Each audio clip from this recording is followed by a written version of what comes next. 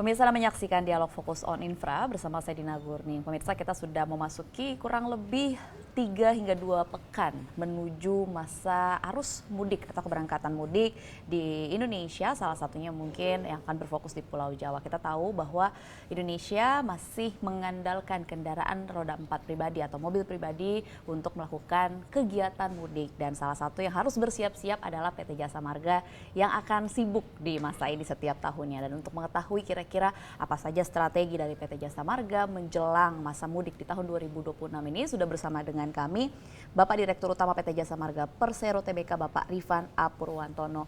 Pak Rifan, apa kabar? Sehat selalu. Sehat. Terima kasih waktunya bersama kami di CNBC Indonesia. Pak Rifan, sebuah kehormatan buat kami bisa berdialog kurang lebih 2 pekan menuju pekan tersibuk bagi PT Jasa Marga setiap tahun ya. Iya, Setuju betul. ya Pak ya? Iya, setuju. Oke, mungkin untuk overview dialog kita pada hari ini boleh dijelaskan Pak, kalau di tahun ini kira-kira PT Jasa Marga sudah menyiapkan strategi apa saja dan apa yang kira-kira akan dihadapi pada tahun ini 2026 Pak? Iya, jadi memang dalam 2 tahun terakhir praktis kami membuat perencanaan atau prediksi yang semakin matang. Bahkan dalam 1 tahun 6 bulan terakhir ini juga beberapa metodologi terhadap prediksi ini kita gunakan sebagai bagian antisipasi dalam mudik nanti.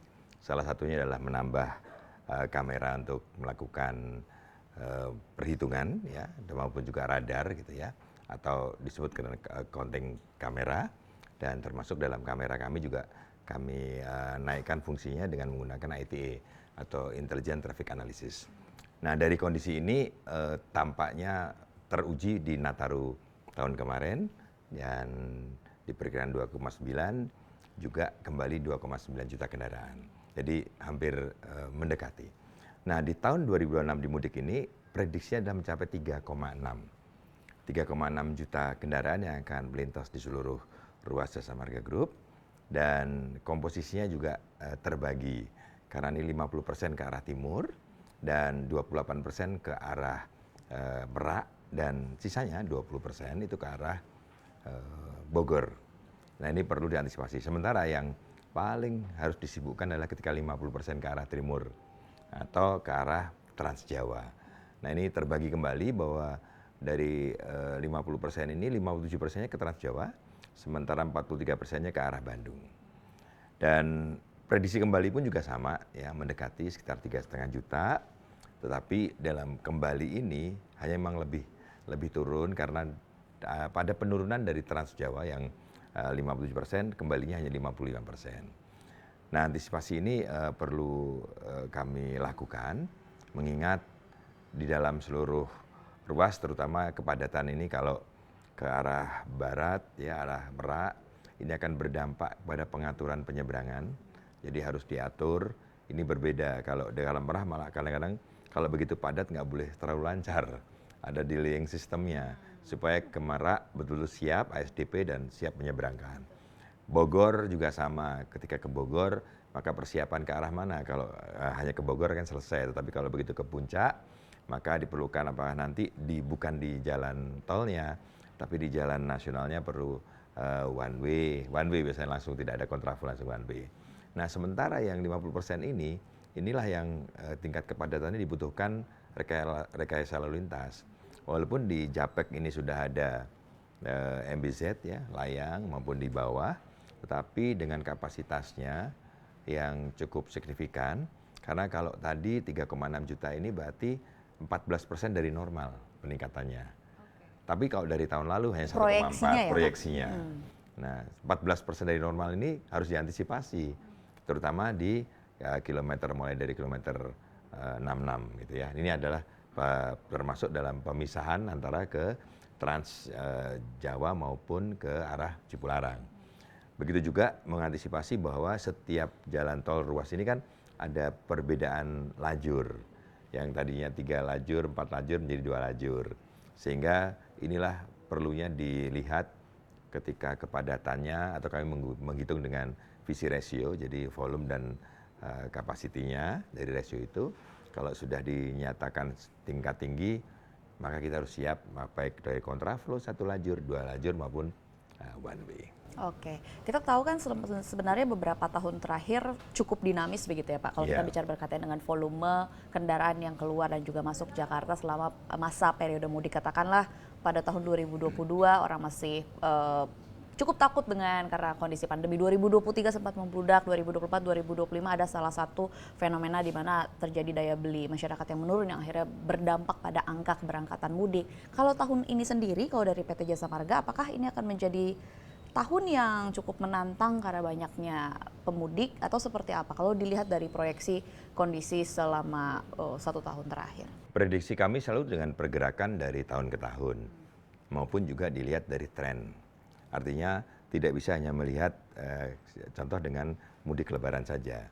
Nataru atau liburan kemarin itu menjadi potret. Jadi kira-kira antusiasme masyarakat lah, terutama yang melakukan perjalanan, ternyata ini masih tinggi, masih tinggi. Itulah kemudian kami perkirakan bahwa masih ada sekitar 1,4 pertumbuhannya. Artinya memang tidak ekstrim sekali, tetapi mempengaruhi pengambilan keputusan, terutama dalam rekayasa lalu lintas di jalan tol. Gitu. Jadi kami masih meyakini bahwa dari perkembangan yang dilakukan Nataru ya maupun realisasi yang di Nataru di dalam tahun 2026 ini dalam mudik nanti masih tetap akan tumbuh 1,4 ya, dan ini harus diantisipasi tetap, terutama ini libur kan cukup panjang. Tanggal 11 Maret ini diperkirakan sudah mulai kan, sudah mulai.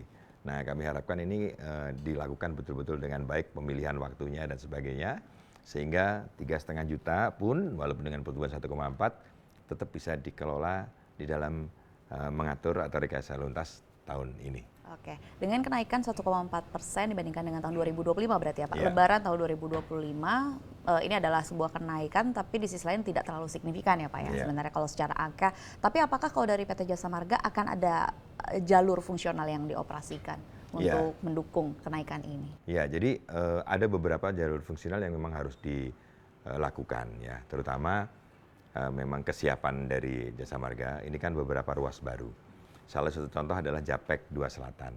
Ini yang sudah dibahas ya, bahwa setiap masyarakat sudah membahas nanti 45 menit, 50 menit. Gitu. Memang ini adalah masa konstruksi dan di beberapa ruas masih harus ada penguatan terhadap ruas seksi jalannya memang harus dilakukan penguatan. Dan nanti ini akan dilakukan terutama untuk arus balik. Karena arus balik ini di Japek 2 Selatan ini pada saat dari Cipularang sebelum ke 66 akan dibagi. Akan dibagi sehingga nanti akan sampai ke Setu. Setu ini adalah Jor 2. Sangat signifikan. Itu adalah fungsional yang pertama. Yang kedua adalah Jogja Bawen. Nah ini biasanya masyarakat yang melakukan perjalanan ke Jogja ada 2 pilihan. Satu lewat Solo, yang kemudian satu lagi melalui Ambarawa. Nah, di dalam seksi 6 ini, alhamdulillah kita sudah menyelesaikan dari Bawen sampai dengan Ambarawa. Ini walaupun pendek, cuma 6 kilo, tetapi kami tahu bahwa tingkat kepadatan dari pertigaan Bawen sampai Ambarawa ini cukup signifikan. Sehingga fungsional ini akan membantu masyarakat yang akan sampai ke Ambarawa atau di kota sekitarnya. Misalkan kayak Temanggung dan sebagainya. Lalu kemudian di Jogja, dulu kita mungkin ingat kita kan pernah mengoperasikan fungsional Prambanan. Sudah maju lagi sekarang. Jadi sudah melewati Prambanan dan sudah masuk wilayah dari daerah istimewa Yogyakarta, yaitu sampai dengan Purwomartani. Nah ini cukup sangat membantu ya. Dan pengambilan keputusan selalu kita bersama Kementerian Perhubungan maupun Korlantas Polri, apakah nanti disiapkan jalur mudik atau arus balik, kedua-duanya akan diambil keputusan dalam waktu dekat ya. Kemarin sudah ditinjau. Lalu berikutnya lagi yang tidak kalah menarik adalah yang dari arah Jawa Timur. Jadi saat ini kan tol ini keluar dari Surabaya, Pasuruan, Probolinggo, keluar di Gending. Nah ini masih ada lagi Paiton sampai dengan Besuki. Ini lumayan karena ini sangat signifikan 48 km dan biasanya melewati kepadatan, jalan berbelok di Paiton, ini sudah dilewati. Nah dia akan dibuka sampai dengan Besuki. Dan ini akan membantu masyarakat. Dan untuk sampai Besuki ini alhamdulillah sudah bisa dilewati 2 lajur penuh karena sudah siap ya, hanya beberapa elevated atau jembatan yang diselesaikan. Jadi 4 fungsional akan digunakan untuk mudik di 2026 ini. Oke, kalau masalah keselamatan, kemudian masalah jalur yang fungsional, kemudian di sisi lain berkolaborasi dengan lembaga lainnya untuk memperlancar arus mudik masyarakat, itu kan sudah istilahnya sudah reguler gitu Sudah ya. harusnya. Sudah wajib begitu bagi PT Jasa Marga, dan saya yakin juga sudah bagus penanganannya. Nah, pertanyaan saya mungkin tahun ini ada satu tantangan yang sangat menarik untuk dicermati dan juga mungkin menjadi concern bagi PT Jasa Marga berkaitan dengan cuaca ekstrim, Pak. Iya. Ini kan bisa dikatakan cukup menantang baik untuk masyarakat yang melakukan perjalanan, tapi juga di sisi lain operasional dari PT Jasa Marga, mungkin petugas di lapangan yang akan bertugas dan lain sebagainya. Kira-kira kalau dari PT Jasa Marga melihat masih ada potensi bahwa di bulan ini dan juga di bulan depan cuaca ekstrim akan terus terjadi, seperti apa, Pak? Ya, jadi di dalam perencanaan terhadap seluruh rangkaian jalur mudik ini selalu kita tidak lepas dari kerjasama dengan BMKG. Dan BMKG ini validasinya selalu akan terus ya, dinamis ya, sampai dengan pertemuan terakhir diperkirakan masih ada Jawa Barat dan sebagian Jawa Tengah yang akan tetap ada hujan, dan diperkirakan ini masih bisa dalam pengendalian yang baik. Tetapi kita tahu bahwa ketika lajur itu padat gitu ya, dan kemudian mulai hujan, pasti akan berpengaruh terhadap pengaturan atau rekayasa lalu lintas. Nah, ini selalu kami ingatkan. Yang satu adalah kami ingin menyampaikan ini kepada masyarakat. Biasanya kami mempunyai namanya DMS, Dynamic Message Sign, yang ada di seluruh, yang LED, yang itu akan kita sampaikan kepada masyarakat cuaca yang akan dilewati dan sebagainya, bahkan arrival time-nya kira-kira berapa dengan kepadatan. Dan juga kemudian daerah-daerah yang dirasakan adalah daerah potensi kemudian hujan atau rawan longsor, itu juga diantisipasi. Nah, diantaranya adalah kami menyiapkan semua yang berpatroli. Kendaraan yang kami siapkan lebih dari 490 kendaraan, meliputi kendaraan patroli, keamanan, derek, dan maupun patroli dari kepolisian yang akan siap. Nah, memastikan mereka mengetahui kondisinya, dan kemudian kami menyampaikan atau memberikan tanda-tanda kepada masyarakat ya, apabila ada keadaan cuaca yang tidak memungkinkan untuk dilakukannya penerusan perjalanan di dalam jalan atau ruas tol Jasa Marga Group. Berarti ada kemungkinan juga akan ada rekayasa lalu lintas apabila jalan tol tersebut tidak bisa dilalui apabila terjadi cuaca ekstrim. Ya, jadi alternatif selalu ditentukan. Jadi contoh misalkan nanti biasanya di dalam pelaksanaan sebelum ini kita melakukan namanya Tactical Floor Game atau TFG. Nah, Tactical Floor Game ini tidak hanya Jasa Marga, melalui seluruh Polres. Dan pada waktu terjadi contoh misalkan ada cuaca ekstrim dan sebagainya, selalu ada pengalihan lalu lintas dan sebagainya akan diikuti dengan seluruh keputusan. Dan dalam hal ini dibimbing oleh Korlantas. Jadi nanti makanya perhitungan kami ya, artinya sekarang kami bersyukur bahwa perhitungan kami terhadap traffic efficiency ratio dan kemungkinan terhadap kepadatan, atau kalau dalam bahasa kepolisian bisa kebangkitan arus. Nah, kemudian akan diambil dalam ambil keputusan, akan melibatkan baik secara keseluruhan, secara nasional maupun sektoral. Oke, baik.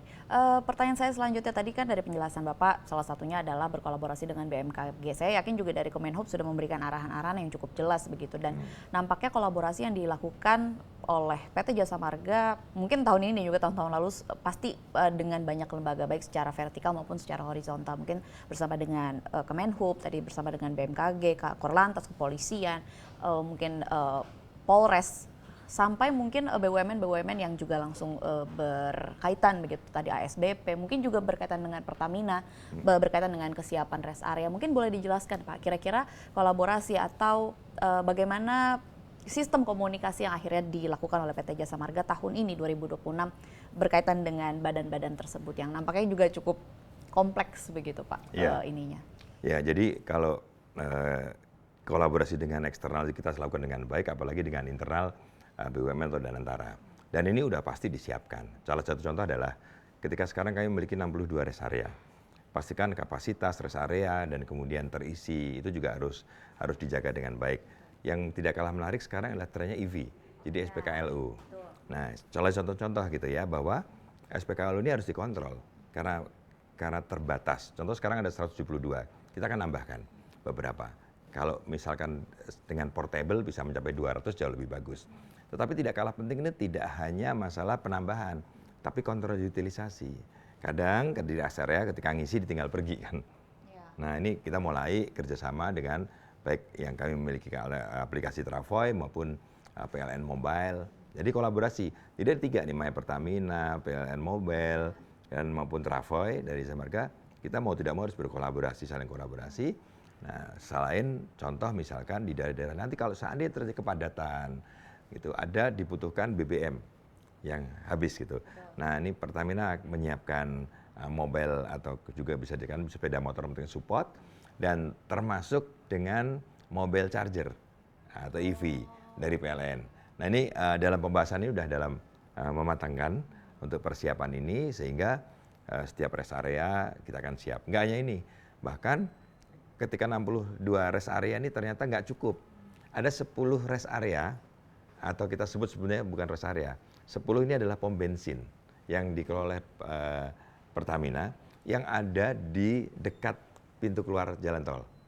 Nah ini kami juga bekerja sama, ada 10 sekarang ini. 10 itu adalah kami telah menghitung karena ada jaraknya jauh dan sebagainya, sehingga dikhawatirkan kan nggak cukup ya, terutama yang BBM. Nanti kemarin dari 10 ini kita juga bahas apakah kemudian ditambahkan EV.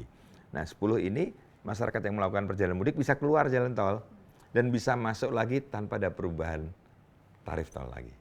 Jadi tidak ada bertambah, tidak akan memberatkan masyarakat. Jadi keluar dan kemudian di rest area tersebut juga atau di di tempat pom bensin itu harus ada masjid, harus tetap ada food court gitu ya, yang untuk memastikan mereka beristirahat dan bisa menikmati sambil membeli makanan dan sebagainya. Dan itu mutlak. Dari 10 ini memenuhi syarat itu, termasuk parkir yang memungkinkan. Jadi lengkap sudah gitu ya kolaborasinya yang dilakukan. Terus PLN juga memastikan supply tidak berhenti, listrik maupun juga EV. Pertamina juga melakukan supply yang tidak pernah berhenti, termasuk kalau sampai dengan pelabuhan juga ASDP, dan semua pihak kita berkolaborasi dengan sangat baik. Oke.